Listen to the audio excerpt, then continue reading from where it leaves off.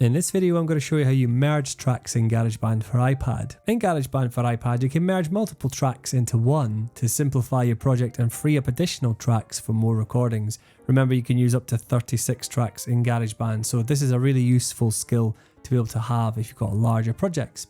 So make sure you're first of all in tracks view. In other words, you can see all the different instruments on the left and you can see all your tracks and regions on the right hand side.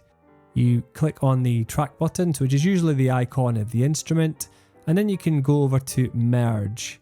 When you tap merge, you'll then be able to select the instruments you would like to merge. It says at the top, using merge tracks automatically saves a version of the song before merging, just in case it doesn't quite work out. What it then does is you can then merge your audio and your MIDI tracks together, and so you can then have one. And it's now merged the keyboard track and the drum track.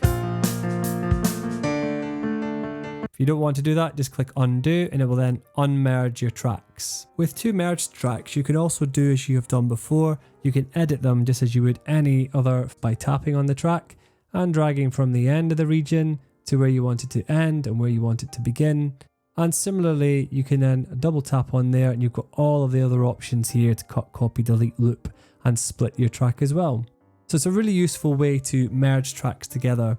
Or, for example, as I showed you in another example, if you've got two parts, perhaps right hand and left hand of a keyboard, and you want to merge them together into one track, it's a really useful way. But bear in mind, when you merge a track, it merges it into audio and not two MIDI tracks if you're merging two MIDI tracks together. If you wanted to preserve your original tracks, make sure if you go back to the original version to do all of the editing that you need and all of the mixing that you need before you merge tracks. So it could be, for example, this example could be beneficial when you've got a singer who's done multiple takes and they maybe want to track themselves. So in other words, singing the melody but then singing it over their original track again. So it's a really good useful thing to be able to do in GarageBand. Make sure you've selected the options from the track header to bring up the options that you need, whether it be merge or automation.